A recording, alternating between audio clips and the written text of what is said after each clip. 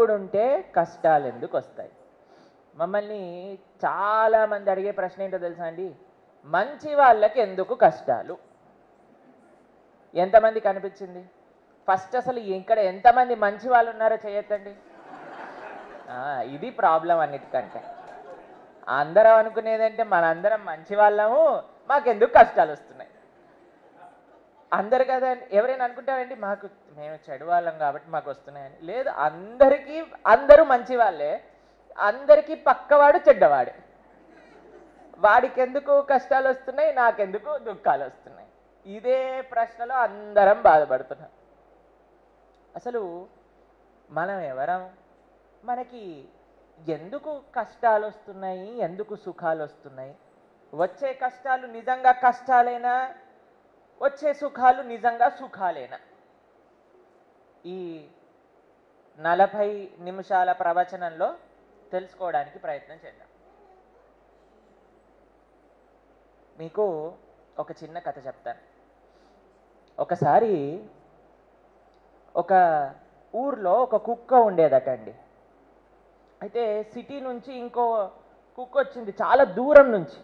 ఒక డాగ్ వచ్చి ఏం చేసిందట, అయ్యా నువ్వు సిటీకి వచ్చావనుకోండి, హైదరాబాదులో మంచి మంచి కాలనీలు ఉంటాయి, అక్కడ బ్రహ్మాండంగా సత్సంగాలు జరుగుతాయి, అక్కడ చాలా ప్రసాదాలు పెడతారు, నీకు కూడా లభిస్తుంది. కానీ మీ ఊర్లో ఏం పెద్దగా విశేషాలు లేనట్టుగా ఉంది, నువ్వు నాతోటి వచ్చేసేయి.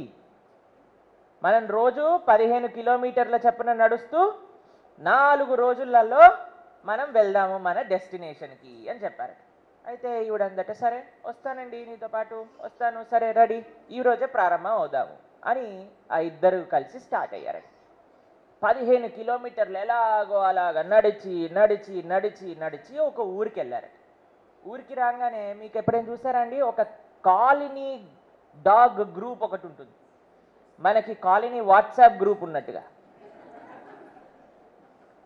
అవన్నీ ఒక అసోసియేషన్ ఫార్మ్ అవుతాయి అన్నమాట. మల్లికార్జున్ నగర్ డాగ్ అసోసియేషన్ వేరే వాళ్ళని రానివ్వదు ఆ కాలనీలోకి. అయితే పాపం వీళ్ళిద్దరు 15 కిలోమీటర్లు కష్టపడి నడిచి వచ్చేసరికి ఈ అసోసియేషన్ వాళ్ళందరూ కలిసి వీడిపైన దాడులు చేశారు, గట్టి గట్టిగా అరవటం ప్రారంభం చేశారన్నమాట. అయితే ఇది అనుకుంది, ఎందుకులే వీడితోటి గొడవ అని మెల్లగా ముందుకెళ్ళటం ప్రారంభం చేశారు.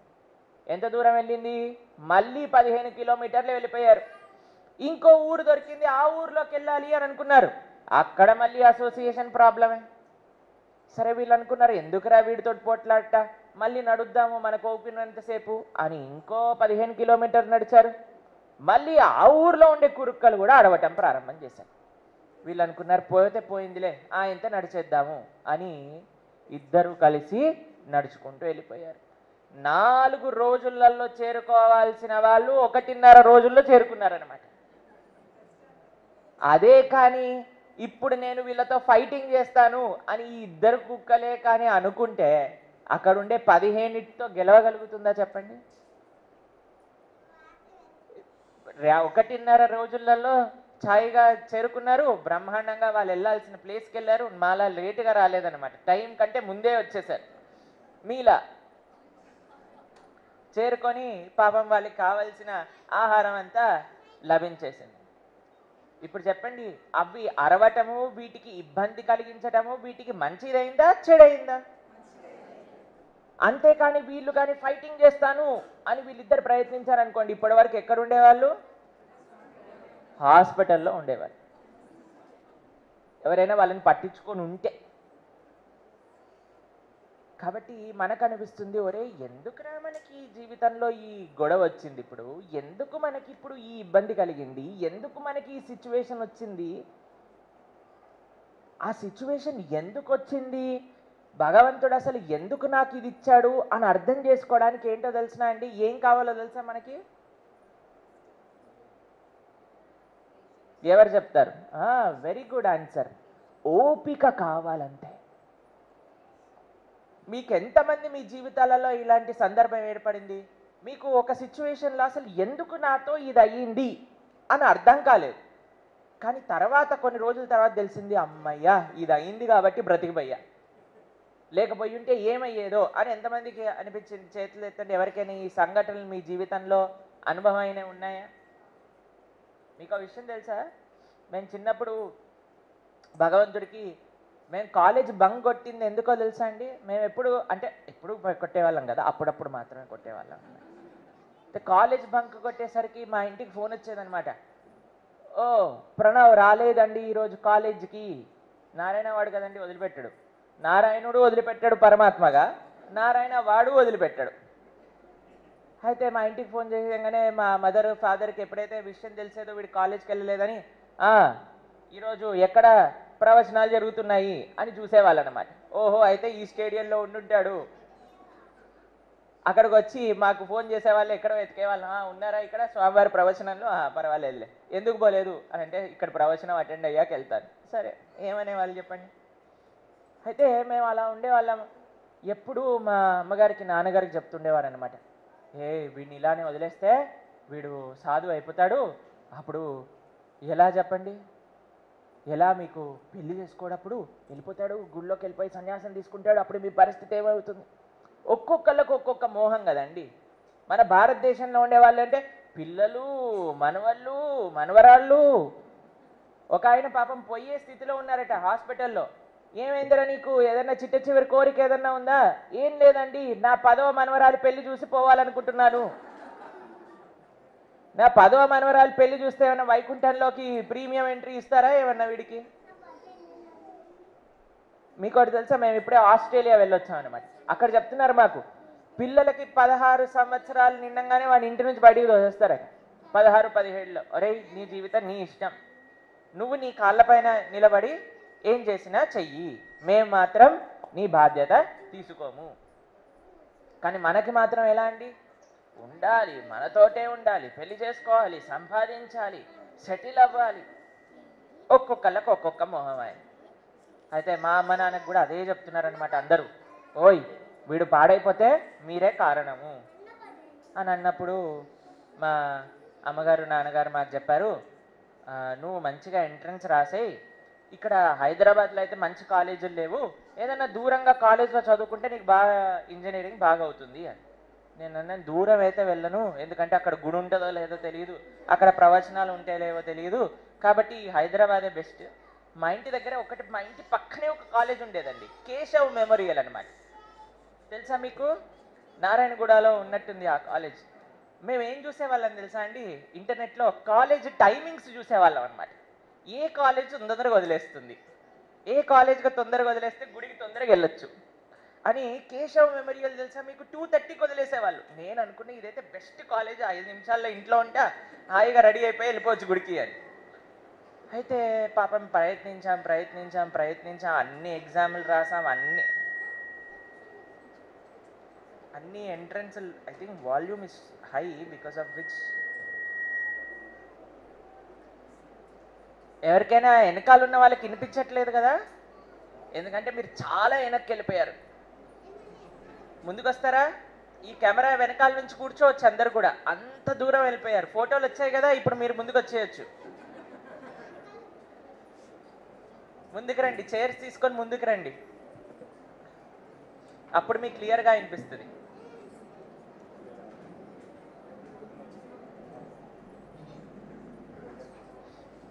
హాల్ కదా, ఈకో వస్తుంది వాల్యూమ్ హై చేస్తే.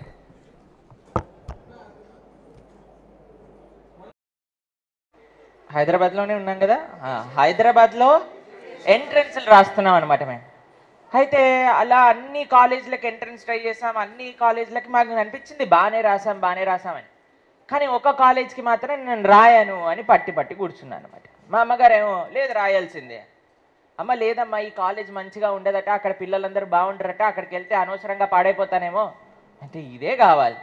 అక్కడికి వెళ్ళి పాడైపోయాడు అనుకోండి, మా పిల్లవాడు బాగుంటాడు, మేం చేయలేంది వేరే వాళ్ళు చేస్తే మంచిది అని అనుకున్నారనమాట. అనుకొని మేము అప్లికేషన్ ఫిల్ చేయకపోతే మా అమ్మగారే ఫిల్ చేయించి పంపించేశారు. అన్ని ఎగ్జామ్లకి నోటీస్ వస్తుంది కదా, ఈరోజు ఎంట్రన్స్ అని, ఈ ఎగ్జామ్కి కూడా నోటీస్ వచ్చింది. అప్పుడు నేను అనుకున్నా, అరే నేను ఫిలప్ చేయకుండా ఎలా వచ్చింది అసలు ఈ ఎంట్రన్స్? సరే నేనన్నా నేనైతే రాయట్లేదు అని అంటే, లేదురా ఎంసెట్కి ప్రాక్టీస్ అయిపోతుంది, ఒకసారి రాయి అని అంటే, సరే అని హాఫ్ హార్టెడ్గా వెళ్ళి ఏదో చెయ్యాలి కదా, రాయాలి కదా అని రాస్తూ ఉన్నా. మిగతా అన్ని ఎంట్రెన్స్లు కూడా ఫుల్ అంటే 100% ఎఫర్ట్ పెట్టి రాశాను. మీకు విషయం తెలుసా, ఎందులో సీటు రాలేదు నాకు, ఈ కాలేజ్ తప్ప. ఎందులో అంటే నాము నిషాన్ కూడా లేదన్నమాట. ఎక్కడైనా పాపం ట్రై చేసైనా దగ్గరి బ్రాంచ్ ఏదైనా కావాలి అనుకున్నా సరే లేదు. నేను అనుకున్నా, ఒరే ఏం చేసావురా నాతో పాటు, ఇంత అన్యాయమా? చిన్నప్పటి నుంచి ఇంత పూజ చేస్తే, ఇంత ప్రవచనాలకి వెళ్తే, కాలేజ్ డుమ్మాలు కొట్టి మరీ వెళ్తే, ఎగ్జామ్ ముందు కూడా వెళ్తే, ఇలానా నువ్వు నాతో చేసేది అని అనుకున్నా. అయితే మేము అనుకున్నాము కొంతసేపు తర్వాత, భగవంతుడు ఏ కారణం లేకుండా చెయ్యడు. ఏం కారణం ఉంటుందో వేచి చూస్తే కానీ తెలియదాయ్, వెంటనే చెప్పడాయ్. అది మనతో, ఈ స్వామితో వచ్చిన ప్రాబ్లం. వెంటనే చెప్పడు, కానీ మనకు మంచి చేస్తాడు. ఎంత టెన్షన్ చెప్పండి. మనకేముంటుంది, ఎందుకు చేసావో చెప్పేసి టెన్షన్ పోతుంది. కానీ ఆయన అలానే ఉంటాడు. కానీ చేసేదేమో మనకి ఏదైతే అన్నిటికంటే బెస్టో అదే చేస్తాడు. కానీ ఈ టెన్షన్కి మనకు అర్థం కాదనమాట, వీడు ఏం చేశాడో, ఏమవ్వబోతుంది. ఓపిక నేర్పిస్తున్నాడు మనకి. ఈ ఓపిక కాని జీవితంలో అండి, ఓపిక ఒక్క లక్షణం మనకు వస్తే మన జీవితంలో ఉండే 90% కష్టాలన్నీ పోతాయి. ఇంకో 10% దేని వల్ల పోతాయో తెలుసా? రాంగ్ ఎక్స్పెక్టేషన్స్ పెట్టుకోవటం. అదొక్కటి కానీ మనం చేయకపోతే, రాంగ్ ఎక్స్పెక్టేషన్స్ పెట్టకుండా ఓపిక కానీ మనం నేర్చుకుంటే, మీరు చూడండి జీవితం హాయిగా ఉంటుంది. సరే, కాలేజ్లో సీట్ వచ్చింది, వెళ్ళాము, చూసాము కాలేజ్ అంతా. వామ్మో, ఈ కాలేజ్లో అయితే నేను చదవట్లేదురా నాయన, అస్సలు అంటే అస్సలు మాకు ఏంటి ఇక్కడ గుడి లేదు, ఏం లేదు, ఎక్కడికి వెళ్తాము అని అనుకున్నాం అనమాట. కానీ మాకు అక్కడికి వెళ్ళాక తెలిసింది, కాంచీపురం కేవలం 40 కిలోమీటర్లే మా కాలేజ్ నుంచి అని తెలుసు. మేమనుకున్నాం, కాంచీపురం చిన్నప్పుడు వెళ్ళాలంటే 2 రోజులు వెళ్ళాలి. అది కూడా ఎప్పుడండి, వారానికి ఒకసారి కంచిపోతా అంటే తీసుకెళ్తాడా? కానీ ఇక్కడ 40 కిలోమీటర్లేనా? నేను ఎవ్వరికి చెప్పాల్సిన అవసరం లేదు, ప్రతి శనివారం వెళ్ళిపోవచ్చు కాంచీపురానికి. ట్రైన్ డైరెక్ట్గా మా కాలేజ్ ముందు నుంచి వెళ్తుంది అనమాట. మేము అనుకున్నా, స్వామి ఎంత అదృష్టం, ఎంత అదృష్టం అసలు. కంచికి వెళ్ళొచ్చు, శ్రీరంగం వెళ్ళొచ్చు, పార్థసారథి దగ్గరికి వెళ్ళొచ్చు, ఇంకా నాకు పండగే పండగ, ఎవడు అడిగేవాడు ఉండడు అనుకొని సరే అని ఆనందంగా వెళ్ళిపోయాము. మాకు కావాల్సిన సీట్ వచ్చింది. 74,000 మంది రాస్తే మాకు 500 ర్యాంక్ వచ్చింది ఆ కాలేజ్లో. అయితే వెళ్ళంగానే మీకు ఏం కావాలి అనగానే కంప్యూటర్ సైన్స్ కావాలి, తీసేసుకోండి. తీసుకున్నాను. కాలేజ్లో జాయిన్ అయిపోయాక జనాలు అయితే బాగాలేదండి. కానీ శనివారం వస్తే ప్రొద్దున పూట రెడీ అయిపోయి చక్కగా తిలకం పెట్టుకొని ధోతి కుర్తా వేసుకొని ఒకరోజు కాంచీపురం దర్శనంకి వెళ్ళేవాళ్ళం, ఇంకొక రోజు పార్థసారథి దర్శనం వెళ్ళేవాళ్ళం. మా కాలేజ్ నుంచి కేవలం 6 కిలోమీటర్ల దూరంలోనే తిరునీర్మలై అనే ఒక దివ్యదేశం ఉండేదన్నమాట. అక్కడికి వెళ్ళేవాళ్ళం. చాలా అంటే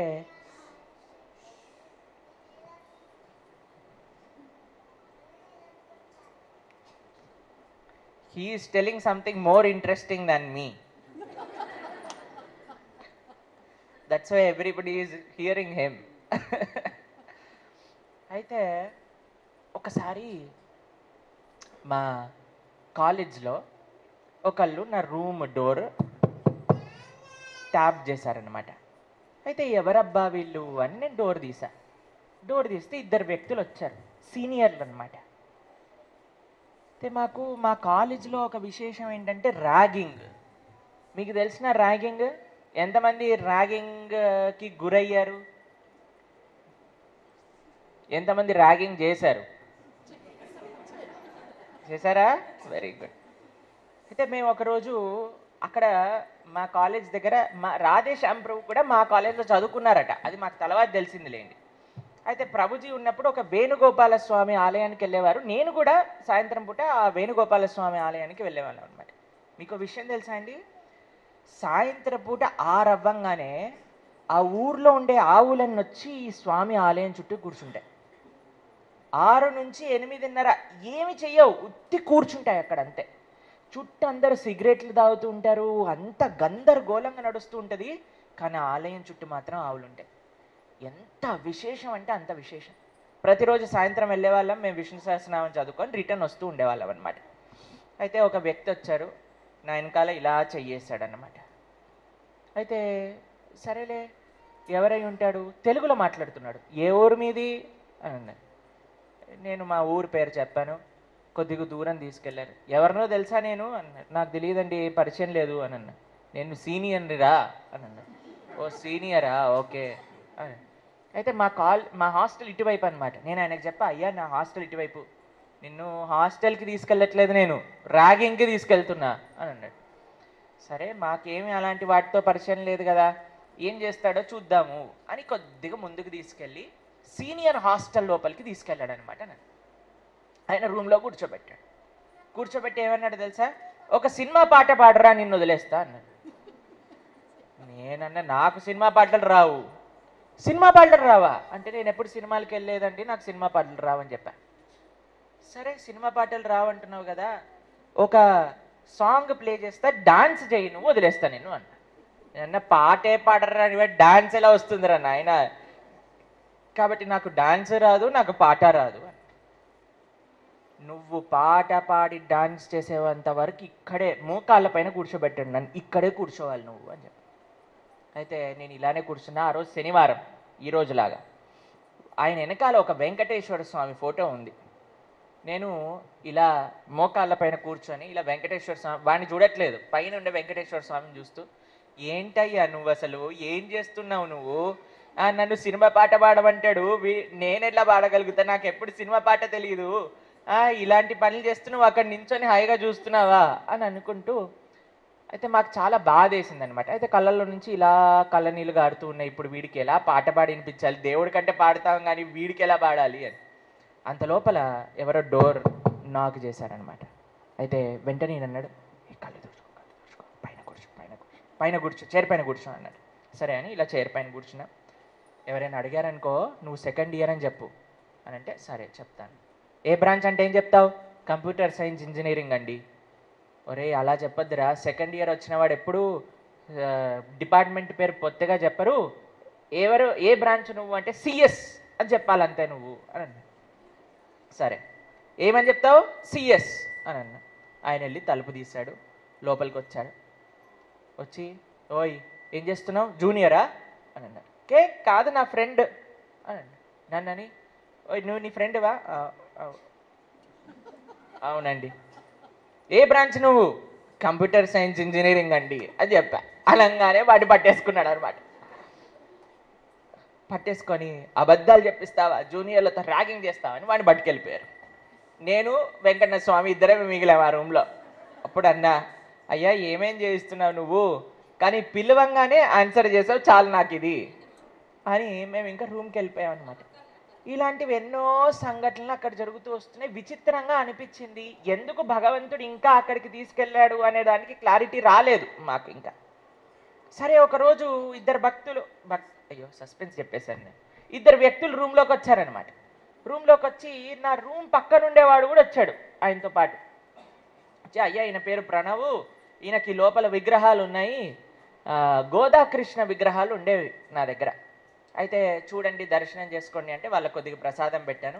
మేము రేపు ప్రొద్దున ఇలా శ్రీరంగం వెళ్తున్నాం, నువ్వు వస్తావా అని అంటే, తప్పకుండా వస్తానండి, శ్రీరంగంకి ఏం ప్రాబ్లము అని, వెళ్ళాలి అని ప్రారంభం అయిపోయాం. అయితే ఆ భక్తులతో వెళ్ళాము. వాళ్ళు ఇస్కాన్ డివోటీస్ అనమాట. వాళ్ళతో పాటు శ్రీరంగం వెళ్ళాము, వచ్చాము. దాని తర్వాత మెల్లమెల్లగా గీత, భాగవత, ఫిలాసఫీ నేర్చుకుంటూ భక్తుల సాంగత్యంలో ముందుకెళ్ళి సెంటర్లోకి వచ్చేసామన్నమాట.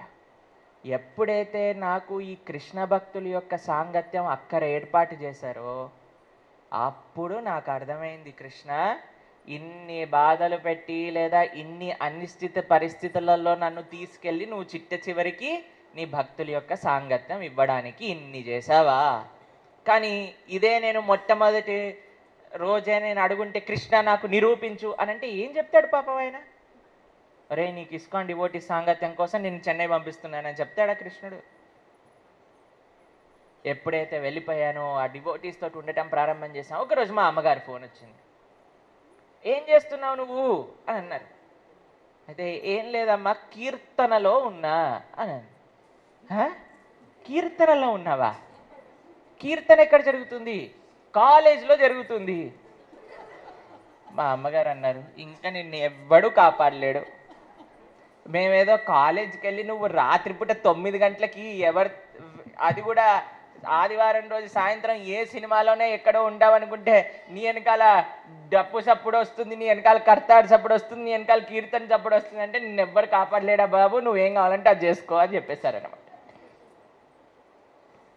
దాని తర్వాత మేము అడిగాం, మరి మేము భక్తులతో ఉండొచ్చా అంటే, ఇగో నువ్వు చెప్పినా మీ కృష్ణుడు ఒప్పుకోడు, కాబట్టి నువ్వేం కావాలంటే మీ స్వామి ఎలా నడిపిస్తే అలా చెయ్యి. సరే అని నేను భక్తులతో ఉండటం ప్రారంభం చేశాను. 4 సంవత్సరాలు అయిపోయింది, ఇంజనీరింగ్ అయిపోయింది. దాని తర్వాత ఇంటికి వెళ్ళి, అమ్మా ఇగో నాన్నగారు ఇన్ని జాబులు ఉన్నాయి, నేను జాబ్ చేయనా, ఆశ్రమానికి వెళ్ళనా? మా అమ్మగారు నాన్నగారు అన్నారు, నీకేది ఆనందం అన్నారు. నేనన్నా, మీకు డబ్బులు కావాలంటే సంపాదించి ఇచ్చేస్తా, మీరు ఆశ్రమానికి వెళ్ళమంటే వెళ్తా, మీ ఇష్టం. అంటే మాకైతే డబ్బులు అవసరం లేదు, నీకు కానీ ఈరోజు నువ్వు ఆశ్రమానికి వెళ్ళి నువ్వు అక్కడ ఆనందంగా ఉంటాను అని అనుకుంటే వెళ్ళు అని ఆశీర్వదించారు. అంతే, అక్కడ నుంచి వెళ్ళి బ్యాక్ ప్యాక్ చేసుకొని సీదా ఆశ్రమానికి వెళ్ళిపోయాను. ఎంత ఫాస్ట్ చేసేసాడు ప్రాసెస్, ఎంత ఫాస్ట్ కృష్ణుడు చేసేసాడు. కానీ ఆయన తీసుకెళ్ళిన ప్రాసెస్ కొన్నిసార్లు అర్థం అవ్వచ్చు, కొన్నిసార్లు అర్థం కాకపోవచ్చు. కానీ ఒక్కటి ఉండాలి మన జీవితంలో, నమ్మకం ఉండాలి భగవంతుడు అంటే. స్వామి నువ్వేం చేసినా నా మంచి కోసమే. నిన్న కాక మొన్న మాకు ఒక పని అవ్వాలి, దానికోసం మేము న్యూఢిల్లీ వెళ్ళామన్నమాట. కానీ ఆ పని అవ్వలేదు. అవ్వని నెక్స్ట్ క్షణం మా మనసులోకి ఏం ఆలోచించింది తెలుసా అండి? భగవంతుడికి ఇది అవ్వాలి అని లేకపోతే నా కర్తవ్యం ఏమిటి, ఇప్పుడు నేనేం చెయ్యాలి అని దాని ప్రకారంగా మా నెక్స్ట్ ఫ్యూ మంత్స్ ప్లాన్స్ని మేము మార్చేసుకున్నాం. ఇప్పుడు మాకు ఇంకా సాటిస్ఫాక్షన్ అనిపిస్తుంది. కృష్ణ ఇప్పుడు నేను అనొచ్చు, నాకెందుకు నువ్వు ఇలా చేయలేదు, ఏమన్నా నేను తప్పు చేశానా, నేను రోజు ఇంత జపం చేస్తున్నా, ఏకాదశి రోజు రేపు ఏకాదశి 64 చేస్తాను, నాకెందుకు ఇవ్వలేదు అని అంటే మనకి ఎలా తెలుస్తుంది ఆయనకి ఏం కావాలి అని అనుకుంటాము? కేవలం సమయము, ఓపిక మాత్రమే చెప్తుంది. ఆయన ఏం చెప్పడండి, ఆయన ఏమి చెప్పకపోవటంలోనే అన్ని సొల్యూషన్స్ ఉన్నాయి. ఆలయంలో భగవంతుడు ఎలా నించుంటాడు? మదన్ మోహన్ చూసారా మీరు? ఇస్కాన్ ఆబిడ్స్కి ఎంతమంది వెళ్ళారు చెయ్యొద్దండి. ఎంత విశాలంగా అలా దూరం నుంచి నవ్వుతూ ఫ్లూట్ వాయిస్తూ ఉంటారు. పక్కన శ్రీమతి రాధారాణి ఉంటుంది. ఒకసారి ఒక ఆయన ఆలయంలో పనిచేసే స్టాఫ్ భగవంతుడికి చెప్పారట, అయ్యా నువ్వు రోజు నించొని నించొని నించొని నించొని అలసిపోయి ఉంటావు, నువ్వు కొద్దిగా రెస్ట్ తీసుకో ఈరోజు. నాకు రెస్ట్ ఉండదు స్వామి, 24 hours డ్యూటీ ఉంటుంది. ఎవరో ఒకళ్ళని పిలుస్తూనే ఉంటారు కదండి. ప్రొద్దున రాత్రి అనే సమయం ఉంటుందా అండి మనకేమో వర్కింగ్ అవర్స్ ఉన్నాయా? మేము కిచెన్లో జీవిలో వర్క్ అవర్కి ఒక 5 నిమిషాలు లేట్ అయిన స్టాఫ్ అనేవాళ్ళు ఏంటో తెలుసా? ఇలా చూసేసరికి అక్కడ వాచ్ ఉండేది, సుబే 9 బజే ఆయా, అభి జానే కా సమయం హో గయా. ప్రొద్దున 9 గంటలకు వచ్చాను, ఇప్పుడు నాకు వెళ్ళాల్సిన సమయం. భగవంతుడు ఎప్పుడైనా అలా చేశాడండి? ఎప్పుడు ఎవ్వరు ఎక్కడ పిలిచినా సరే ఆయన ఉండాలి, వినాలి, రెసిప్రొకేట్ అవ్వాలి. ఒక ఆవిడ మాకేం చెప్పిందో తెలుసా? ప్రభుజీ మేము రోజు రాత్రి కృష్ణుడిని పిలుస్తున్నాను కానీ కృష్ణుడు పలకట్లేదు. నేనన్నా, రాత్రిపూట ఎందుకు పిలుస్తున్నావమ్మా అంటే, ఏం లేదండి నాకు దయ్యం సినిమాలు చూడటం అలవాటు, ఆ ప్రొద్దునంతా మేము దయ్యం సినిమాలు చూస్తాను, రాత్రి భయం అయ్యి మేము కృష్ణ కృష్ణ అంటుంటే నాకు కృష్ణుడు కనిపించట్లేదండి. నేనన్నా, కృష్ణుడు కనిపించాడు, కొద్దిగా నీ బెడ్ కింద చూడు ఇంకేదైనా కనిపిస్తుంది అని అంటే, ప్రభుజీ మీరు కూడానా అని అంటే, నేనన్నా నువ్వు ప్రొద్దున దాకేమో దయ్యం సినిమాలు చూస్తావా, రాత్రేమో కృష్ణుడు వచ్చి కాపాడాల నిన్ను. జనాలకి ఎన్ని ఎక్స్పెక్టేషన్స్ ఉన్నాయండి భగవంతుడి నుంచి చెప్పండి. అయితే ఈయన అన్నాడట, నువ్వు రెస్ట్ తీసుకో, ఒక్కరోజు నేను నీ సేవ చేస్తా. అని అంటే భగవంతుడు అన్నాడు, అది పాసిబుల్ కాదు తండ్రి, అలా చేయలేవు నువ్వు అని అంటే, లేదు లేదు లేదు లేదు నువ్వు ఆఫ్ తీసుకో, వీక్లీ ఆఫ్ నీకు ఈరోజు, నేను నించుంటా. సరే ఏం మాట్లాడకూడదు, నేను ఎలా ఉంటానో అలానే ఉండాలి. నాకు తెలుసులే నువ్వు ఎలా ఉంటావు, పో రెస్ట్ తీసుకో అనగానే పాపం స్వామికి రెస్ట్ వచ్చింది కదా అని ఆయన బయలుదేరారట షికార్. ఇప్పుడు షికార్కి కూడా వెళ్ళలేము, అంత ట్రాఫిక్ ఉంది బయట. మేము 2:30 గంటలైంది బయలుదేరి, ఇప్పటికి అంత లేట్ అయిపోయింది. ఒక్కొక్క అడుగుకి ట్రాఫిక్ పెరుగుతూనే ఉంది.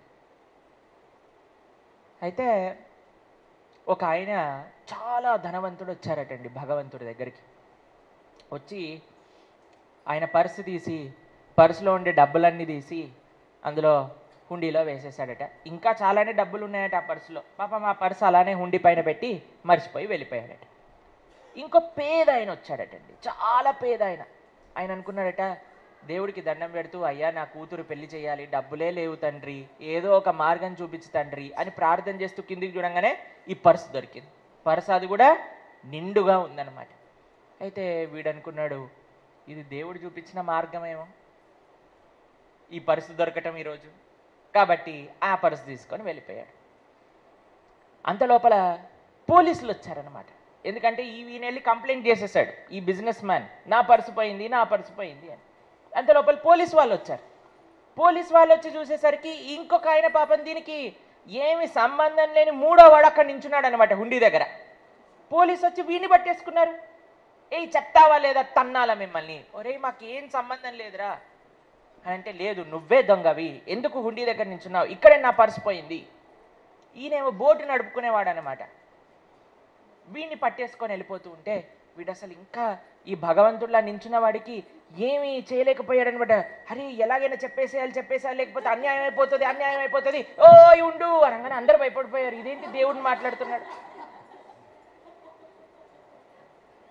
దేవుడే సాక్షాత్తుగా సాక్ష్యం చెప్పడానికి వచ్చాడు, ఏం మహత్యము అంటే, నువ్వు ఊరికో సోది పెట్టకండి, చెప్పేదినండి, వీడు కాదురా దొంగతనం చేసింది, ఈయన ఫస్ట్ ఈ పెద్ద అయింది తప్పు, ఈయన పర్సు మర్చిపోయాడు, ఇంకొక ఆయన పాప పేద ఆయన వచ్చి తీసుకెళ్ళాడు, వీడిని ఎందుకు పట్టుకుంటున్నాడు అనగానే ఆ పేద ఆయన ఎక్కడున్నాడో వాడిని తీసుకొచ్చారు, వాడితోటి పర్సు ఇప్పించేశాడు, వీడిని వదిలేశాడు. అంతలోపల సాయంకాలం అయిపోయింది, దేవుడు వచ్చాడు, అడిగాడు, బాగా చేసావా సేవ అని అంటే, ఏం సేవండి, మీకంటే కష్టమైన సేవ ఇంకోటి ఉండదు, ఎవరెవరు వచ్చి ఏమేం మాట్లాడతారు, ఏమేం అడుగుతారు, వామ్మో 5 రూపాయలు టికెట్ కొనుక్కొని 21 తరాలకు అర్చన చేయించే వాళ్ళని చూసి అలానే నవ్వుతూ ఉండాలి అంటే ఎంత కష్టం చెప్పండి. ఎంత భరిస్తున్నాడో భగవంతుని మనల్ని చెప్పండి. ఆయనకి ఏమనిపిస్తుంది, రాముల వారి దగ్గరికి వెళ్ళి అయ్యా నా కష్టాలు వద్దు అని కానీ మనం అడిగితే పాపం రాముడు ఏమనుకోవాలండి, ఆయన పుట్టినప్పటి నుంచి కష్టాలు ఆయనకి. ఒరే ఎవరిని అడుగుతున్నావు, ఏం అడుగుతున్నావు అనే కూడా మనం ఆలోచించామా, ఏమి మనకు ఒకటే కావాలి, నా కష్టం వద్దు. నేను అన్నాడు, చాలా కఠినమైన సేవ అయ్యా, నువ్వే నించో, నువ్వే చేయి, ఇంకోసారి మాత్రం నేను చేయను, కానీ చాలా పెద్ద మంచి పని చేశా, ఈరోజు ఒక ఆయనకి శిక్షని తప్పించేశా. ఓ చాలా పెద్ద ఘనకార్యం చేశావు, ఏమైంది చెప్పు అనగానే, ఇలా పెద్ద ఆయన వచ్చాడు, పర్సు మర్చిపోయాడు, ఇంకొక ఆయన వచ్చాడు, దాన్ని తీసుకొని వచ్చాడు, మూడో వాడు వచ్చాడు, వాడిని బొక్కలో వేస్తుంటే నేను చెప్పాను, ముగ్గురిని సెటిల్మెంట్ చేసేసా, చాలా పెద్ద తప్పు చేసావురా నాయన. ఏమైందండి, ఇంతమంది చేస్తే మంచి పనిని ప్రోత్సహించరా మీరు అని అంటే, అప్పుడు భగవంతుడు చెప్పారు, ఈ పెద్ద ఆయన రేపు ప్రొద్దున పైకి వెళ్ళిపోబోతున్నాడు హార్ట్ అటాక్తో, వాడు ఎన్నడూ కూడా ఒక్క మంచి పనికి దానం ఇచ్చిన వాడు కాదాయే, ఈ పర్స్ అక్కడ పోగొట్టుకుంటేనా సరే, ఈ పేదవాడి కూతురు పెళ్ళికి వీడి ధనం ఇండైరెక్ట్గా యూజ్ అయినా సరే, వీడికి కొద్దిగా సుకృతి వచ్చి ఏదైనా మంచి జరుగుతుంది, ఆయన స్వర్గానికి వెళ్ళే దాంట్లో కొద్దిగైనా మార్కులు పడతాయి అని నేను మర్చిపోయిస్తే నువ్వు అంతా రివర్స్ చేసినవా. మరి ఈయనకి పర్సు దొరికేసింది కదా, మరి డబ్బులు చెందాలని వాళ్ళు చెప్పించాం కదా, అరే రేపు ప్రొద్దున పోయేవాడికి పర్సు దొరికితే ఏంటి, పర్సు దొరకకపోతే ఏంటి, కానీ వీళ్ళ ఇంట్లో ఆ కూతురి పెళ్ళి అవ్వడానికి అదొక్కటే మార్గం ఉండేది, అందుకు నేను ఆ విధంగా ఏర్పాటు చేశాను. సరే ఇప్పుడు ఈ మూడో వాడు జైలుకి వెళ్తుండే, అది ఎట్లా అన్యాయం కాదు అని అంటే, అరే జైలుకి కాదురా, రేపు ప్రొద్దున వాడు నౌకెక్కి వెళ్తే తుఫాన్లో వాడి శరీరమే పోబోతుంది, అందుకోసం నేను మార్చేసా, జైలుకి వెళ్తే కనీసం ప్రాణాలైనా బ్రతుకుతాయని నువ్వు మూడింటిని కూడా ఫ్లాపు చేసేసావు. దీనికంటే కఠినమైన పని ఏదన్నా ఉంటుందా అండి భగవంతుడికి? వీడిచ్చేస్తే వాడికి ఆ మంచి చేసి, అక్కడి నుంచి ఆ మంచి చేసి, ఈ ప్రాబ్లం వల్ల వీడిని ఇక్కడి నుంచి బయటపడేసి, ఎంత ఆలోచించాలి చెప్పండి స్వామి? అంత ఆలోచించి మన కోసం మంచి చెయ్యాలి అని ప్రయత్నిస్తున్న భగవంతుణ్ణి మనం అన్ని మాటలు అంటున్నామే, అన్ని ఆక్షేపణలు చేస్తున్నామే. ఎందుకు నాకు ఇలా చేసావు, ఎందుకు ఇలా చేయలేదు? కానీ ఒక్క క్షణం మన జీవితంలో భగవంతుడు ఎన్ని చేశాడు అనే విషయం గురించి ఆలోచిస్తే ఎంత ఎంత నమ్మకం భగవంతుడి పట్ల పెరుగుతుందో ఒక్కసారి ఆలోచించండి. ఒక్కటే ఒక కారణం అండి, ఎందుకు మన జీవితంలో మంచి జరిగినా చెడు జరిగినా మనం ఏదైతే చేసుకున్నామో అది మాత్రమే మనకు వస్తుంది. చాలామంది మేము ఎప్పుడైనా ఇలా ప్రస్తావన చేసినప్పుడు ఏమంటారో తెలుసా? అయిపోయిన దాని గురించి ఎందుకండి? ఇప్పుడు మీరు డాక్టర్ దగ్గరికి వెళ్ళారనుకోండి, ఏమైంది నీకు? కడుపు నొప్పి అండి, కడుపు అస్సలు నొప్పి, ఫుల్ కడుపు నొప్పి. అంటే నిన్న రాత్రి ఏం తిన్నావు చెప్పు? నిన్న రాత్రి విషయం నీకెందుకు, ఇప్పుడు నాకు కడుపు నొప్పి నిజ్జాయి అని అంటామా మనం? డాక్టర్ గారు నిన్న రాత్రి ఇది తిన్నామండి, నిన్న మధ్యాహ్నం పుట్టి ఇది పెట్టారండి మా ఇంట్లో, నిన్న ప్రొద్దున పుట్టి చేస్తుంటేనే చెప్పాను నాకు పడదాని, అయినా సరే పెట్టిండ్రండి. మొత్తం లిస్ట్ చెప్తావా లేదా? మరి భగవంతుడి దగ్గరకు వచ్చేసేందుకు ఎందుకు మనం మన లిస్టును గుర్తుపెట్టుకోవట్లేదు? మనం ఏం చేశాం, ఈ జన్మలో ఏం చేశాం, గత జన్మల్లో ఏం చేశాం, కోట్లాది జన్మలలో ఏం చేశాము అనే విషయం మనకి స్మరణలోకి వస్తే ఈరోజు నాకెందుకు ఇది జరుగుతుంది అనే విషయం అర్థమవుతుంది. కాబట్టి ఏది ఎవ్వరికి భగవంతుడు ఉత్తిగానే ఇవ్వట్లేదు. మనం చేసుకున్నది మన దగ్గరికి తీసుకొస్తున్నారు, మనం ఆర్డర్ ఇచ్చింది మన దగ్గరికి డెలివరీ చేస్తున్నారు అన్నమాట. ఎంతమంది బ్లింకిట్ వాడతారు ఇక్కడ? ఎంతమంది ర్యాపిడో వాడతారు ఇక్కడ? లాస్ట్ మూమెంట్లో సరుకులు, మేము ఒకసారి మా ఇంట్లో చూసాం, ఇలా కూరలో ఉప్పు లేదు అని ఫోన్ చేయగానే వాడు 2 నిమిషాలలో పట్టుకొచ్చాడు. నేను ఆశ్చర్యపోతున్నాను అనమాట, ఇక్కడ నుంచి చూస్తే అదేంటబ్బా 2 నిమిషాలలో తీసుకొచ్చేసాడు, ఇంకేదో లేదు అనగానే మళ్ళీ ఫోన్ చేయగానే ఇంకేదో పట్టుకొచ్చేసాడు. నేను అనుకున్న ఇలా కానీ ఉంటే అందరూ ఎక్కడికి ఇంటి నుంచి బయటకు కూడా అడుగుపెట్టరు, రోజుకి 15 సార్లు వచ్చిందని. ఆ రోజు 15 సార్లు వచ్చింది. నేను అన్నా ఇది లాస్ట్ టైం ర్యాపిడో ఇంటికి రావాలి, అన్ని రాసుకోవాలి, ఏమైపోయాయో షాప్కి వెళ్ళి తీసుకొని రావాలి, కానీ ర్యాపిడోని పిలవద్దు అని చెప్పాను. కాబట్టి ఎంత మనము ఈజీ థింగ్స్కి అలవాటు పడిపోయాము, ఎంత మనం ఈజీ థింగ్స్కి అలవాటు అయిపోయాం అంటే మన జీవితం కూడా అంతే ఈజీ అవ్వాలి అని మనం ప్రయత్నం చేస్తున్నాం అని మన భావనలు అంత ఎక్స్పెక్టేషన్స్ పెరిగిపోయాయి. దుఃఖం అనేది రాకూడదు, సుఖం అనేది మాత్రమే మనకు కావాలి. మీకు ఒక విషయం చెప్పనా అండి, life is unfair to everyone. Life is unfair to everyone. ఎవ్వరు దాంట్లో ఎగ్జామ్షన్ కాదండి, ఒక్కొక్కళ్ళకు ఒక్కొక్క విధంగా. మీరు చూడండి, కొంతమందికి ఎప్పుడైనా చూసారా, శారీరకంగా వాళ్ళకి కొద్దిగా కాళ్ళు పని చేయకుండా ఉండటం కానీ, చేతులు పని చేయకుండా ఉండటం కానీ, ఇయర్స్ పని చేయకుండా ఉండటం కానీ, నేత్రములు పని చేయకుండా ఉండటం కానీ ఉంటాయి. కానీ వాళ్ళ మనస్సు చూసారనుకోండి చాలా మేధాశక్తి ఉంటుంది. చూసారా మీరు ఎప్పుడైనా? మన ఇస్కాన్లో చైతన్య చరణ్ ప్రభు అని ఒక డివోటీ ఉంటారు. ఆయన పోలియో ఉంటుందన్నమాట, ఆయనకి ఇలా స్ట్రెచర్స్ పైన నడుస్తూ ఉంటారు. కానీ ఎంత అపార మేధస్సు అంటే గేట్ నెంబర్ 2 వచ్చింది ఆయనకి ర్యాంక్, అంత ఇంటెలిజెంట్. కానీ చూడండి, శారీరకంగా చూస్తే చాలా కష్టపడాలి ఆయన. నడవాలి అంటే ఎవరో పట్టుకోవాలి, పైకెత్తాలి అంటే ఎవరో ఒకళ్ళు ఎత్తాలి. కానీ మానసికంగా చాలా గొప్పది. కానీ ఇంకొకళ్ళు చూసారనుకోండి, మానసికంగా అంత హైట్ ఉంటాడు, ఇంత ఉంటాడు, ఒరే ఏం చేస్తున్నావురా అని అంటే 3వ సంవత్సరం 3వసారి రాస్తున్నా. కానీ మీరు చూడండి, శారీరకంగా కొద్దిగా ప్రాబ్లం ఉండేవాడికి పాపం అయ్యో అయ్యో అని అంటారు. కానీ మానసికంగా ఎవడైనా చదవట్లేదు అనుకోండి, ఒరే మొద్దు ఎందుకురా నీకు చదవట్లేదు, అరే అది కూడా ఒక వికలాంగత, అది కూడా ఒక భగవంతుడు కొంతమందిని ఒక విధంగా తయారు చేస్తారు, ఇంకొక మంది ఇంకొక విధంగా తయారు చేస్తారు. కానీ అందరికీ జీవితం అన్ఫేరే. ఎవరు చెప్పారు ఇది తెలుసా అండి? ఈ ప్రపంచాన్ని సృష్టించిన వాడు చెప్పాడు. ఎవరు సృష్టించింది ఈ ప్రపంచాన్ని? ఎవరు సృష్టించారు? భగవంతుడు కదా సృష్టించింది. భగవంతుడు ఈ ప్రపంచం గురించి ఏం చెప్పాడో తెలుసా? దుఃఖాలయం అశాశ్వతం. ఇది ఏం ఆలయం అట? దుఃఖాలయం అని అంటే ఏంటి చెప్పండి? పుస్తకాలయం అని అంటే ఏం దొరుకుతాయి అక్కడ? లైబ్రరీ. Very good.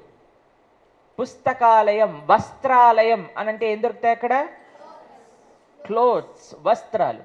దుఃఖాలయం అంటే ఏం దొరుకుతాయి అక్కడ? దుఃఖాలు. అక్కడ మనం ఎతుకుతున్న నాకు ఆనందం ఎక్కడ, నాకు ఆనందం ఎక్కడ, నాకు ఆనందం ఎక్కడ? ఎవరైనా లైబ్రరీలో ఏం లేదండి మాకు ప్రభుజీకి ఇవ్వాలి ఒక కాషాయపు రంగు ధోతి కుర్తా ఇస్తారా అండి అంటే, ఒరే రాంగ్ అడ్రస్కి వచ్చావురా, నువ్వు వచ్చింది పుస్తకాల దగ్గరికి, నీకు ఏదైనా పుస్తకం కావాలంటే చెప్పు అని అంటాం, అవునా కాదా? అదే వస్త్రాలే నాకు భగవద్గీత యాజ్ ఇట్ ఈస్ కావాలండి అని అడిగితే వాళ్ళు ఏమిస్తారు? అయ్యా నా దగ్గర వస్త్రాలు ఉన్నాయి. అలానే ఈ దుఃఖాలయానికి వచ్చి మనం సుఖాలు కావాలని అడిగినా సరే అలానే ఉంటుంది. మరి ప్రభుజీ ఏంటి మాకు గతి లేదా? ఇలానే ఒకదాని తర్వాత ఒకదాని తర్వాత ఒకదాని తర్వాత దుఃఖాలే వస్తాయా? కాదు. దుఃఖాల తర్వాత సుఖాలు వస్తాయి, సుఖాల తర్వాత దుఃఖం వస్తుంది, దుఃఖం తర్వాత సుఖం వస్తుంది. ఇది ఈ జీవితం యొక్క, ఈ లోకం యొక్క నైజం ఇది. కానీ మనం చేయాల్సింది ఏంటో తెలుసా అండి? దాన్ని యాక్సెప్ట్ చెయ్యాలంతే. నాకు భగవంతుడు ఇది ఇచ్చాడు, ఏదో ఒక కారణం ఉంటుంది, వెయిట్ చేస్తా, ఆ ఓపిక. కానీ మనకుందనుకోండి, జీవితంలో ఎంత పెద్ద కష్టం వచ్చినా సరే దాని నుంచి ఎంతో మంచి చేయగలుగుతాం. మనకి మనం మంచి చేసుకోగలుగుతాము, 10 మందికి మంచి చేయగలుగుతాం. మీరు ఎప్పుడైనా ది మదర్ ఆఫ్ ఆర్ఫన్స్ సింధుతాయి అనే ఆవిడ స్టోరీ విన్నారా మీరు? ఎంతమంది విన్నారు చేయొద్దండి, ఎంతమంది వినలేదు చేయొద్దండి. అది చెప్పచ్చు ఒకసారి, ఇంకోసారి చెప్పనా? ఆవిడ లాస్ట్ ఇయర్ తమ శరీరాన్ని విడిచిపెట్టి వెళ్ళిపోయారు. కానీ ఆవిడ మహారాష్ట్రలో ఒక చిన్న గ్రామం నుంచి ఉండేవారు అనమాట. చిన్నప్పుడే, చాలా చిన్నప్పుడే ఆవిడకి పెళ్లి చేసి పంపించేశారు. వాళ్ళ అత్తగారు, మామగారు, ఇంకా వాళ్ళ హస్బెండ్ చాలా దుర్మార్గులు అనమాట. అయితే ఆవిడికి నచ్చని వాళ్ళు ఆవిడ పైన ఏదో అబండాలు వేసేసరికి ఆవిడ 9 months ప్రెగ్నెంట్. ఆవిడని ఏం చేశారు అని అంటే, వాళ్ళ హస్బెండ్కి చాలా కోపం వచ్చి ఆవిడని బాగా కొట్టేసి కడుపు పైన తన్నేసి తీసుకెళ్ళి గోశాల్లో పడేశారు. గోశాల్లో పడేస్తే వాళ్ళు అనుకున్నారు ఆవులు తొక్కేసి చంపేశాయి అని అనుకుంటారు, కాబట్టి మన పైన పేరు రాదు అని పడేస్తే, ఆ గోశాలలో ఉండే ఒక ఆవు ఈవిడ పైన నించొని రాత్రంతా ఈవిడ్ని కాపాడింది, వేరే ఆవులు తొక్కకుండా. రాత్రిపూట ప్రసవం అయిపోయిందనమాట. ప్రొద్దున పూట లేచి చూసేసరికి పక్కన ఒక చిన్న పాప ఉంది. అయితే ఆవిడ ఎప్పుడైతే స్పృహలోకి వచ్చిందో ఏం చేయాలో కూడా అర్థం కాలేదు. పక్కన ఒక రాయి తీసుకొని, షార్ప్ రాయి, ఒక రాయి తీసుకొని, ఈ అంబలికల్ కార్డ్ అంటారు కదా, ఏమంటారు తెలుగులో? బొట్టు పేగు అని అంటారట. దాన్ని రాయితో కొట్టి ఇరగ్గొట్టేసింది అనమాట, సపరేట్ చేసేసింది. సపరేట్ చేసి ఆ చిన్న పిల్లవాడిని ఎత్తుకొని, ఎక్కడికి వెళ్ళడానికి లేదు, ఊర్లోకి వెళ్తే జనాలు చంపేస్తారు. ఎక్కడికి వెళ్ళిందో తెలుసా? శ్మశానంలోకి వెళ్ళింది. శ్మశానంలోకి వెళ్ళి శ్మశానంలో ఉండటం ప్రారంభం చేసింది. శ్మశానంలో తినడానికి ఏం లేదు. ఏం తిన్నిందో తెలుసా మీకు? అక్కడ కాలే చితల పైన వాళ్ళు తెస్తారు కదా పిండ ప్రదానం చేయడానికి ఉండే వస్తువులతో చపాతీ చేసి, శవాలు కాలుతుంటాయి కదండి, ఆ బొగ్గుల పైన చపాతీ చేసుకొని తిని బ్రతికింది ఆవిడ. ఆవిడ అనుకుంది, నా జీవితం ఇంత అన్యాయంగా ఉంది, అసలు నేను జీవించి ఎందుకు? నా జీవితంలో ఏదీ మంచి జరగలేదు, నేను బ్రతికుండటం వేస్ట్ అని సూసైడ్ చేసుకోవడానికి ఓ చెట్టు కూరేసుకుందామని వెళ్ళిందనమాట. చెట్టు కింద కూర్చునేటప్పుడు బయటేమో పెద్ద ఎండ, కానీ ఈవిడ కూర్చునే దగ్గరేమో మంచి చల్లగా ఉందన్నమాట. ఏంటబ్బా నేను కూర్చునే దగ్గర ఎందుకు చల్లగా ఉంది, నీడగా ఉంది, కానీ బయటంతా ఎండగా ఉంది అని ఇలా పైకి చూసేసరికి ఒక విరిగిపోయిన చెట్టు కొమ్మ ఇలా వేలాడుతుందనమాట. ఆవిడ పైన వేలాడుతూ ఈవిడికి నీడని ఇంకా గాలిని ఇస్తుందన్నమాట. అయితే ఈవిడ అనుకుంది, ఒక విరిగిపోయిన చెట్టు కొమ్మ నాకు మంచి చేస్తూ ఉన్నప్పుడు నేను కూడా జీవితంలో విరిగిపోయా, నేనెందుకు నా జీవితాన్ని సమాప్తం చేసుకోవాలి అని ఆలోచిస్తున్నా, నేనెందుకు వేరే వాళ్ళకి మంచి చేయాలి అని ఆలోచించకూడదు అని ఆవిడ ఆలోచించి ఒక్కొక్కళ్ళని ఎవరైతే అనాథలు ఉంటారో ఆ పిల్లలందరినీ చేరదీసి వందల మందిని ఒక ఆశ్రమంలో పెట్టి మదర్ ఆఫ్ ది ఆర్ఫన్స్ అనే టైటిల్ వచ్చిందనమాట ఆవిడికి. ఎంతో మంది డాక్టర్లను చేసింది, ఎంతో మంది ఇంజనీర్లను చేసింది, ఎంతో మందిని అడ్వకేట్లు చేసింది, ఎంత ప్రయోజకులను చేసింది జీవితంలో. ఒకసారి ఆవిడ వెళ్తూ ఉంటే ఒక ముసలాయన రోడ్డు పైన పడిపోయి ఉన్నాడనమాట. పట్టుకున్నారు, తీసుకొచ్చారు. ఎవరో తెలుసా? ఎవరైతే ఈవిడ్ని కొట్టి గోశాలలో పడేశారో ఆవిడ మొగుడు ఆవిడకి మళ్ళీ కనిపించారనమాట. అప్పుడు ఆవిడ ఏమన్నదో తెలుసా అండి ఆయనని, ఏది చేసినా సరే నాది ఇప్పుడు తల్లి స్థానము, నిన్ను నేను హస్బెండ్గా చూడను, ఒక పిల్లవాడిలా చూస్తాను, నా ఆర్ఫనేజ్లో చేర్చుకుంటాను అని ఆయనను కూడా ఆర్ఫనేజ్లో చేర్చుకొని ఆయనను కూడా కొన్ని సంవత్సరాలు ఆయన శరీరాన్ని వదిలేంత వరకు ఆయనను కూడా పోషించింది. ఎంతమంది ప్రయోజకుల్ని చేసింది, అంతమంది ప్రయోజకులు చేసింది, అంతమందికి మంచి చేసింది. ఎందుకు? ఒక చిన్న ఇన్స్పిరేషన్. ఒక ఆవు నన్ను కాపాడింది, ఒక చెట్టు నాకు నేర్పించింది జీవితంలో బ్రతకాలని. మనమండి ఎక్కడైనా సరే మనకి ఇన్స్పిరేషన్ కావాలి అని మనం ఈ ప్రపంచంలో ఎతికితే మనకి రైట్ ఇన్స్పిరేషన్ దొరికి తీరుతుంది. కానీ ఎంత మంచి విషయాలున్నా సరే మనకి చూడాల్సింది చెడే అనుకోండి, చెడునే చూస్తాం. కొంతమందికి అటువంటి లక్షణాలు భగవంతుడు ఇచ్చి పంపిస్తారు. ఎంత మంచి చేసినా సరే మంచి చూడకుండా చెడే కనిపిస్తుంది. ఎంతమందికి ఆ అనుభవం ఉంది? కొంతమంది అయితే చాలా ఇదిగా ఎత్తుతున్నారు చేతులు, మాకుంది ఆ అనుభవం. ఎవరితో ఉందో కూడా మేము తెలుసుకోవచ్చు అనమాట. చాలామందికి న్యాచురల్, ఆ పోస్టులోకి వచ్చంగానే మనం తప్పులే ఎతకాలి. కానీ భగవంతుడు ఎప్పుడు మనకి మంచి చేయాలి అని మాత్రమే ప్రయత్నించే ఒక వ్యక్తి. చిన్న పిల్లలండి అల్లరి చేస్తూ నాకు ఐస్ క్రీమ్ కావాలి అంటే అమ్మ ఏమంటుంది, రే బయట వర్షం పడుతుంది, ఇప్పుడు ఐస్ క్రీమ్ తిన్నామనుకో నీ గొంతు పాడవుతుంది, తినకూడదు. అప్పుడు పిల్లలు ఏమంటారు, మా అమ్మ అంత చెడ్డ అమ్మ ఇంకొకరు లేరు, పక్కన వాళ్ళ ఇంట్లో చూడు ఇప్పుడే బాస్కిన్ రాబిన్స్ నుంచి తీసుకొచ్చింది ఐస్ క్రీమ్ వాళ్ళ అమ్మ, మా అమ్మ ఏమో నాకు వద్దు అని చెప్తుంది. ఒరే నీకు వద్దురా, ఎందుకంటే నీ థ్రోట్ సెన్సిటివ్ రా, నీకు థ్రోట్ ఇన్ఫెక్షన్ వస్తుందిరా అని. అంటే వేస్ట్ వీళ్ళు, అసలు దేవుడు ఎందుకు నాకు ఇక్కడ పుట్టించాడు, పక్కింట్లో పుట్టించుంటే ఎంత బాగుండేది, రోజు ఐస్ క్రీమ్ తినచ్చు. పిల్లవాడికి అర్థమవుతుందా? పిల్లవాడు ఎన్ని మాటలు అంటాడు, ఎంత బాధపడతాడు, వాడికి ఎంత నచ్చ చెప్పినా కానీ అమ్మ ఇస్తుందా? ఇవ్వదు. ఎందుకంటే అమ్మకి తెలుసు ఇది వీడికి మంచిది కాదు, వీడు ఏమన్నా అనుకొని నేను మాత్రం ఇవ్వ. ఇది అమ్మ స్టాండ్ ఉంటుంది. ఇప్పుడు చెప్పండి, ఆ తల్లి చేసింది మంచా చెడా? ఎంతమంది మంచి అంటారు చేతులు ఎత్తండి, ఎంతమంది చెడు అంటారు చేతులు ఎత్తండి. పిల్లలు కూడా అనట్లేదు చూడండి. కాబట్టి ఇప్పుడు ఈసారి మీ మదర్ ఫాదర్ ఏదన్నా అన్నారనుకోండి వద్దు అంటే మీరేమనుకోవాలి, అమ్మ నాన్న మా మంచి కోసం వద్దంటున్నారు. ఇప్పుడు భగవంతుడు మనకి ఏది చేసినా మంచే చేస్తాడు అనే నమ్మకం ఎంతమందికి ఉంది? చేయొద్దండి. ఏమో చెయ్యైతే ఎత్తేసాము, కానీ ఆ సిచ్యువేషన్ వచ్చినప్పుడు ప్రభుజీ నాకు అదే కావాలి,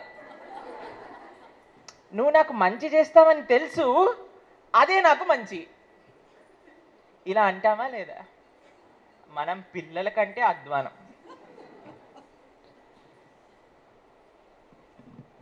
మనకి పాపం వాళ్ళకి తెలియదు అమ్మ మంచి చేస్తుంది అని, కానీ మనకి తెలుసు భగవంతుడు మంచి చేస్తాడని, అయినా సరే మనం పట్టుబట్టి కూర్చుంటాం. నువ్వు మంచి చేసేవాడివేనా, నాకు ఇది మంచి అనిపిస్తుంది కాబట్టి నాకు ఇది ఇచ్చేసా. ఇలాంటి ఆలోచన ఎంతమందికి వచ్చింది చెప్పండి? ఒకవైపు మనసులో నమ్మకం ఉంటే ఉంటుంది, దేవుడు ఏం చేసినా ఇది ఇవ్వకపోయినా ఇవ్వట్లేదు అని అనుకుంటున్నాను, కానీ దేవుడా ఇచ్చేసే, దేవుడా ఇచ్చేసే, ఇది ఒక్కటి ఇచ్చేసే, తర్వాత అడగను, తర్వాత అంతా నీ ఇష్టం, ఇది ఒక్క కోరిక నాకు పూర్తి చేసేసేయి, తర్వాత ఇంకేదన్నా నీ ఇష్టం జీవితంలో. ఇలా ఎంతమంది భగవంతుడికి చెప్పాడు, ఇది ఒక్క కోరిక, లాస్ట్ కోరిక, దీని తర్వాత ఇంకా అడగము. ఉన్నారా? ఎందుకు సిగ్గుపడుతున్నారు? చెయ్యొద్దండి, ఏం పర్వాలేదు. నేను కూడా ఆ కేటగిరీలో ఉన్నాను కాబట్టి మీకేం భయం లేదనమాట. కాబట్టి ఎంత తెలివి గల వాళ్ళని చూడండి మనం. ఇలా ఒకసారా, రెండు సార్ల, వందల సార్ల, వేలు సార్ల, లక్షల సార్ల, కోట్ల జన్మల నుంచి మనం ఇదే పని చేస్తున్నాం. అదే కానీ స్వామి నువ్వు ఏం చేసినా, మంచి చేసినా, చెడు చేసినా నాకు సంబంధం లేదు, నాకు నువ్వే కావాలి అని కానీ మనం పట్టుకుంటే ఎందుకు భగవంతుడు మన దగ్గరికి రాడు చెప్పండి? ఎందుకు రాడు భగవంతుడికి? అలాంటి అచంచలమైన విశ్వాసం ఉన్న వ్యక్తి దగ్గరికి ఎలా భగవంతుడు రాకుండా ఉంటాడు? ప్రహ్లాదుడికి ఆ విశ్వాసం ఉంది. పెద్ద పెద్ద పర్వతాల నుంచి కింద పడేస్తున్నా సరే. ప్రహ్లాదుడి సినిమా ఎంతమంది చూశారు? మేము మళ్ళీ కోవిడ్లో చూసామన్నమాట. అసలు ఆ పిల్లవాడే అసలు ఎంత అండి, అసలు ఈ సినిమా క్యారెక్టర్లో ఉండే పిల్లవాడే అంత ఫేత్ఫుల్గా ఉంటే మన ప్రహ్లాదుడు ఇంకెలా ఉండేవాడో చెప్పండి. అసలు నరసింహస్వామి ఆయన దగ్గరికి వచ్చేసాడు అంటే ఆ పిల్లవాడు అసలు ఎలా, ఎంత నమ్మకం ఉండింది భగవంతుడి పైన అంటే. అందుకే శ్రీ చైతన్య మహాప్రభు ప్రతిరోజు కూడా ధ్రువ చరిత్ర, ప్రహ్లాదుడి చరిత్ర ఈ రెండే మరలా మరలా చదువుతూ ఉంటారట. గంభీరాలో, తోటా గోపీనాథ్ టెంపుల్లో, గదాధర్ పండిత్తో ప్రతిరోజు అదే విషయం. మనకి ఆధ్యాత్మికంలో అండి పాత విషయం ఉండదండి. మనకి ప్రతిరోజు ఆ భగవంతుడి యొక్క లీలలే చదువుతూ వింటూ అదే నామాన్ని. ఏం లేదు ప్రభుజీ, ఈ హరే కృష్ణ కొద్దిగా చాలా రోజులైపోయింది, కొద్దిగా ఏదైనా వేరే మంత్రం చెప్తారా? కొద్దిగా ఏదన్నా హరే గోవింద, హరే ముకుంద అని అనొచ్చా? ఎవరైనా అన్నారా అలా? అదే సంవత్సరాల నుంచి సాధన చేసేవాళ్ళు హరే కృష్ణ కృష్ణ కృష్ణ హరే హరే, హరే రామ రామ రామ హరే హరే. ఎంత జపం చేస్తూ ఉంటే ఇంకా ఇంకా ఇంకా అదే మంత్రం జపం చేయాలి అనిపిస్తుంది. ఎంతమందికి మీకు ఒక 20 సార్లు చూసిన సినిమాని మళ్ళీ చూడాలనిపించింది? అనిపించిందా? అరే ఏ అలా ఎందుకంటారు? చేయొద్దండి. ఎంతమందికి అనిపించింది 20 సార్లు? అసలు బోర్ కొట్టట్లేదు ప్రభుజీ, ఈ సినిమా ఎన్నేసార్లు అయినా చూడొచ్చు. ఎవరికైనా రోజు ఇంట్లో పప్పు అన్నం ఈ రెండే చేస్తే ఎంతమందికి నచ్చుతుంది? ఉత్తి పప్పు అన్నము ఈ రెండే, ఇంకేమీ ఉండవు. 10 రోజులు, వారం రోజులు, 15 రోజులు, 20 రోజులు, నెల, సంవత్సరం. ఏమంటారు మీరు? ఈ పప్పు గోల భరించలేకపోతున్నాను, ఆపేసేయి, ఇంకా ఏదైనా పెట్టు, ఉపవాసమైనా ఉంచు కానీ పప్పు తినలేను అంటామా లేదా? మనం ఈ భౌతికమైన వస్తువు ఏదో ఒక రోజు మనకి చాలింకా అని అనిపిస్తుందండి. ఏదో ఒక రోజు మీరు ఏదైనా చేయండి, మీకు అన్నిటికంటే ఇష్టమైనదైనా ఇవ్వండి. ఒక 10 గులాబ్ జాములు తిన్నాక ఏమనిపిస్తుందండి? షుగర్ ఓవర్ డోస్ అయిపోయింది ఈరోజు, వద్దు వద్దు వద్దు. మరి నీ ఫేవరెట్ స్వీట్ రా గులాబ్ జామున్, అసలు ఫేవరెట్ కాదు ఈ రోజు నుంచి, ఐ హేట్ గులాబ్ జామున్స్. ఎందుకు? ఎక్కువ అయిపోయింది కాబట్టి. కానీ భగవంతుడి యొక్క నామాన్ని రుచి చేసే భక్తులు అంటారు, అయ్యా ఎలా కనిపిస్తుంది నాకు అని అంటే, ఇంకొక 1000 నోర్లు, ఇంకొక 1000 చెవులు ఉంటే నీ నామాన్ని యొక్క రుచి ఇంకా ఇంకా ఇంకా ఇంకా పెరుగుతూ ఉంటే అలా అలా ఆస్వాదించాలి అని అనిపిస్తుంది అని అంటారు. అంతే కదండి. గోల్కొండలో రామదాసు గారిని పెడితే ఏమన్నారు? ఎలా ఉంది నీ ఉప్పు రొట్టె రుచి అని అంటే, ఏమి రుచి ఏమి రుచి ఏమి రుచిరా, శ్రీరామ నీనామం ఎంతో రుచిరా. భగవంతుడి యొక్క నామానికంటే రుచికరమైన వస్తువు ఈ ప్రపంచంలో ఇంకొకటి లేదు. ఎంతమందికి భగవంతుడి యొక్క నామాన్ని జపం చేసే అలవాటు ఉంది? ఇక్కడ చేయొద్దండి. నియమంగా ఇన్ని రోజు మేము హరే కృష్ణ మహామంత్ర జపం చేస్తాము. చాలా సంతోషం.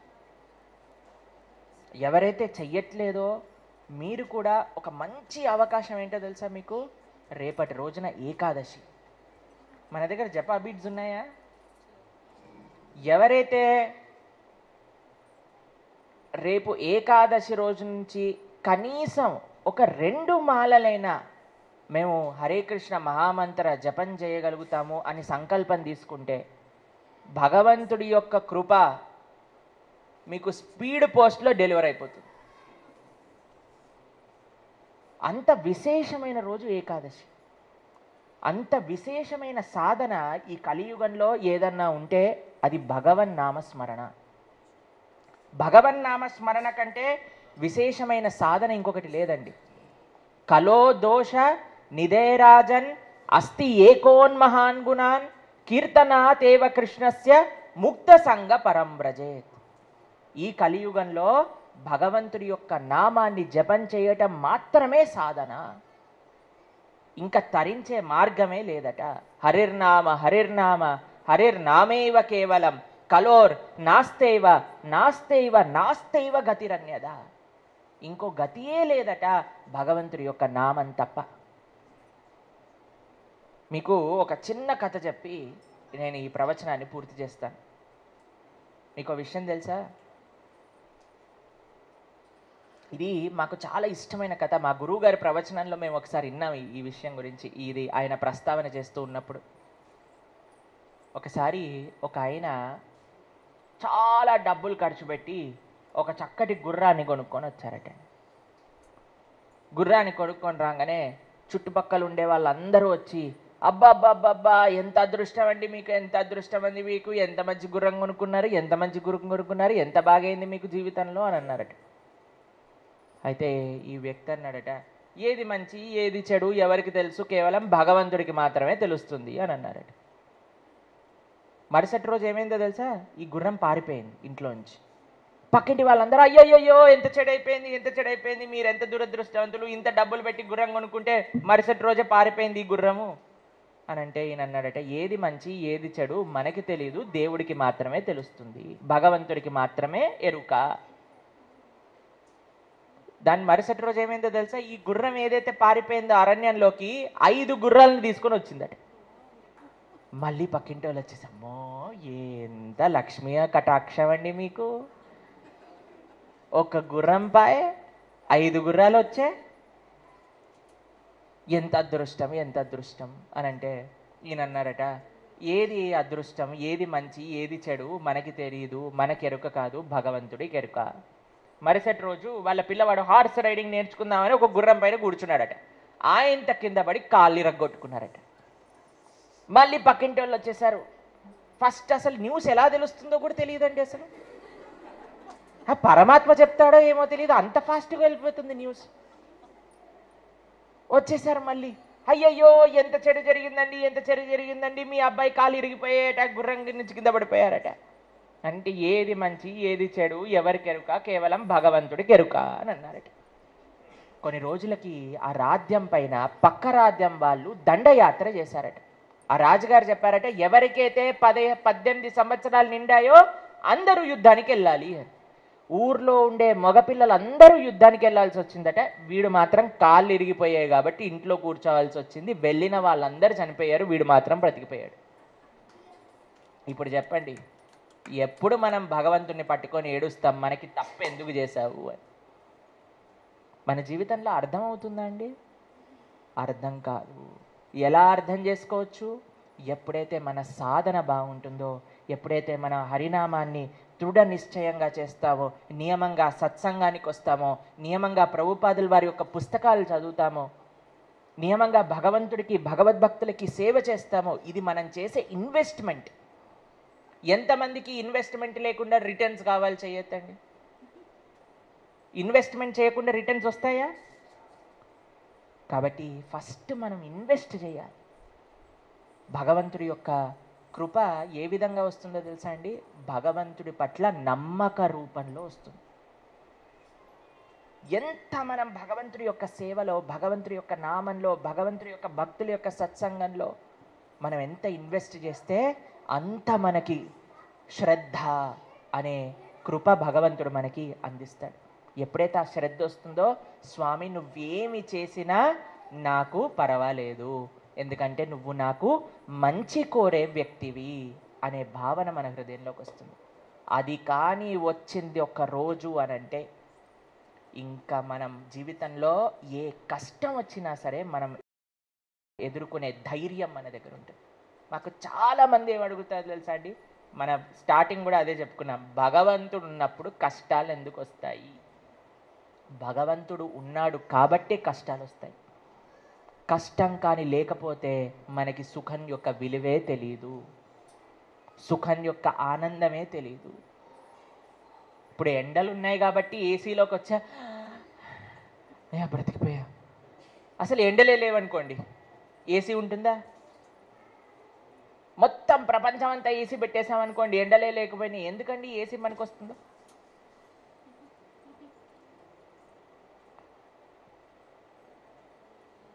కాబట్టి ఎప్పుడైతే కష్టం ఉంటుందో అప్పుడు సుఖం యొక్క రుచి తెలుస్తుంది.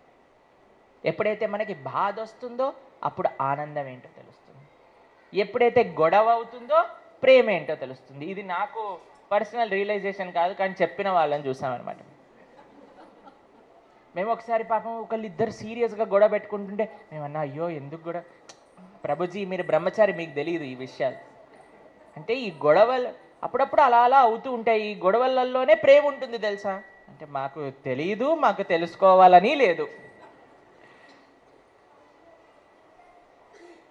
కాబట్టి మనందరం మంచి మనస్సుతో ఆ శ్రద్ధ మనందరికీ ఉండాలి అనంటే మనం చేయాల్సిన ఏకైక పని మన సమయాన్ని, మన శక్తిని, మన మనస్సుని భగవంతుల్లో ఇన్వెస్ట్ చేయటం. ఇక్కడ మీకు 18 వారాల కోర్స్ అయింది అని మాకు చెప్పటం జరిగింది. మీ అందరికీ ఎంతో అదృష్టం ఉంది కాబట్టే మీకు మంచి విషయాలు, భగవంతుడికి సంబంధించిన విషయాలు మీరు ఎక్కడికో వెళ్ళకుండా మీ కాలనీకే భగవంతుడు కస్టమైజ్ చేసి పంపించటం జరిగింది. మీకు ఇంకా దీనికంటే అదృష్టం ఏంటో చెప్పండి. మీరు ఎక్కడికైనా దూరాలు వెళ్ళాల్సిన అవసరం ఉందా? మీ కాలనీకే భగవంతుడు ఒక ప్రోగ్రాం తయారు చేసి ఒక భక్తి కుటీర్ని పంపించారు. ఎందుకు పంపించాడు? మనందరిపైన ప్రేమ ఉన్నది కాబట్టి మనకు పంపించారు. ప్రేమ లేని వారికి ఏం పంపిస్తున్నారో తెలుసా? భగవంతుడు కార్లు పంపిస్తున్నాడు. ఇంకేం పంపిస్తున్నాడో తెలుసా? పెద్ద పెద్ద ఇల్లులు పంపిస్తున్నాడు. ఇంకేం పంపిస్తున్నాడో తెలుసా? మూటలు మూటలు డబ్బులు పంపిస్తున్నాడు. కానీ మీకేం పంపించాడు? భక్తుల్ని పంపించాడు. ఆయన ఏదైతే అన్నిటికంటే విలువగా లాకర్లో దాచిపెట్టుకునే ధనం ఎవరో తెలుసా? తన భక్తులు, తన భక్తి అనే సంపద. దాన్ని మీ దగ్గరికి పంపించారు అని అంటే భగవంతుడికి మీ పైన చెప్పలేనంత ప్రేమ ఉంది అని అర్థం. మీరేం చేయాలి పాపం ఆయన అంత ప్రేమ చూపిస్తుంటే? వారానికి ఒక్కసారి తప్పకుండా సత్సంగానికి రావడానికి ప్రయత్నం చేయాలి. ప్రతిరోజు కొద్దిగా 15 నిమిషాలు తీసుకొని భగవన్నామం జపించడానికి ప్రయత్నం చేయాలి. ఒక 10 నిమిషాలు గీత ఒక్క పేజ్ అయినా చదవడానికి ప్రయత్నం చేయాలి. ఏదైనా సేవ ఉంటే ఆ సర్వీస్ చేయడానికి ప్రయత్నం చేయాలి. అప్పుడు కృష్ణుడు కనిపిస్తుంది. కృష్ణ కృష్ణుడికి శ్రీమతి రాధారాణి మాట్లాడుతూ, కృష్ణ నువ్వు ఇంత ప్రయత్నం చేసావు, చూడు ఎంతమంది వచ్చారో ఈరోజు, ఎంత చక్కగా జపం చేస్తున్నారు అని అంటే కృష్ణుడికి కూడా స్వాంతన లభిస్తుంది అన్నమాట. కాబట్టి మీరందరూ ఇలానే ఆధ్యాత్మికంగా భక్తి మార్గంలో మంచిగా ముందుకెళ్ళాలి అని, మీ అందరికీ ఆ రాధాకృష్ణుల యొక్క పూర్తి కృపాకటాక్షలు ఎల్లప్పుడూ ఉండాలి అని ఆ స్వామి యొక్క శ్రీచరణాలకు ప్రార్థన చేస్తూ, హరే కృష్ణ కృష్ణ కృష్ణ హరే హరే, హరే రామ రామ రామ హరే హరే ఈ మంత్రాన్ని మీరందరూ ఎల్లప్పుడూ జపిస్తారు అని ప్రయత్నం చేస్తూ, భగవంతుడండి ప్రతి ఒక్కళ్ళని కటాక్షింపజేయడానికి, మనం ఏదైతే ప్రార్థన చేస్తామో దాన్ని పూర్తి చేయడానికి వస్తాడు, తప్పకుండా వస్తాడు. ఒక ఆయన జీవితాంతం మొత్తం నాకు లాటరీ కావాలి, నాకు లాటరీ కావాలి, నాకు లాటరీ కావాలి, నాకు లాటరీ కావాలి, నాకు లాటరీ కావాలి అన్నాడు. జీవితం మొత్తం లాటరీ దొరకలేదటండి. భగవంతుడి దగ్గరికి వెళ్ళాడట, ఒరేయ్ ఇంత అన్యాయమా, జీవితం మొత్తం లాటరీ కావాలి అని ఏడుస్తే నాకు లాటరీ ఇవ్వలేదా నువ్వు అంటే భగవంతుడు అన్నాడట, ఒరేయ్ నేను ఎన్నోసార్లు ఇద్దామనుకున్నా, కానీ కనీసం నువ్వు లాటరీ టికెట్ అయినా కొనాలి కదా, కొనకుండా నేను వచ్చి టికెట్ నీ జేబులో పెట్టనా, కనీసం కొనుంటే నేను తీయించేవాడిని కదా. కాబట్టి మనకు కూడా భగవంతుడు కృప రావాలి. అరే మాలైన పట్టు, కనీసం నువ్వు నిద్రపోయినా పర్వాలేదు కానీ కనీసం పట్టనైతే పట్టండి. గీత చదువుతుంటే నిద్ర వస్తుంది, చాలా సంతోషం, పట్టావు. ఫస్ట్ మేము ఒకళ్ళ ఇంటికి వెళ్ళి గీత గిఫ్ట్ ఇచ్చామండి, వాళ్ళ మ్యారేజ్ డే అని, యానివర్సరీ అని. మళ్ళీ వచ్చే సంవత్సరం యానివర్సరీకి కూడా మమ్మల్ని పిలిచారు. మేము వెళ్ళి చూసేసరికి ఆ గీత అలానే స్టిక్కర్ వేసి కవర్ వేసి అలానే ఉండిందనమాట. మేమన్నాం, అమ్మా మీకు సంవత్సరం ఏంది మీకు గీతనిచ్చి ఇంకా ఓపెన్ చేయలేదా? లేదండి ప్రభుజీ మీ చేతులతోటి ఓపెనింగ్ చేద్దాం అనుకొని వెయిట్ చేస్తున్నాం. సరే ఇప్పుడు ఓపెనింగ్ అయితే నేను చేస్తాను, కానీ పేజ్ ఓపెన్ చేసేంత వరకు వెయిట్ చేయకండి, చదవటం స్టార్ట్ చేయండి అని అక్కడ కూర్చోబెట్టి నేనే పేజ్ ఓపెన్ చేసి వాళ్ళిద్దరితో చదివేసి, ఇప్పుడు అయింది కదా మీకు ప్రారంభం, ఇప్పటి నుంచి కంటిన్యూ చేయండి దీన్ని అని చెప్పేసి వచ్చామన్నమాట. కాబట్టి మనకు కూడా భగవంతుడు కృప రావాలి, వస్తుందయ్యా. ఫస్ట్ నువ్వు ప్రయత్నం చెయ్యి, నీకోసం అన్ని వేల కోట్ల లక్షల అడుగులు రావడానికి ఆయన సిద్ధంగా ఉన్నాడు. నువ్వు ఒక్క అడుగు ముందుకేసి చూపించు భగవంతుడికి. ఎలా మనం ఒక్క అడుగు భగవంతుడి ముందుకి చూపించేది అని అంటే, ఇందాక చెప్పినట్టుగా నామం చేయటం, సత్సంగానికి రావటం, శ్రవణం చేయటం, మన సాధన మనకి భగవంతుడి పట్ల నువ్వు నాకు కావాలి అనే ఒక కోరికను చూపిస్తుంది. అప్పుడు స్వామి మనకి తప్పకుండా లభిస్తాడు. కాబట్టి మీ అందరూ చక్కగా మంచిగా శ్రద్ధగా భక్తి మార్గంలో ముందుకెళ్ళాలి అని మా ప్రార్థనలతో హరే కృష్ణ. జగద్గురు శీల ప్రభుపాదికి, అనంత కోటి వైష్ణవ భక్త బృందకి హరే కృష్ణ.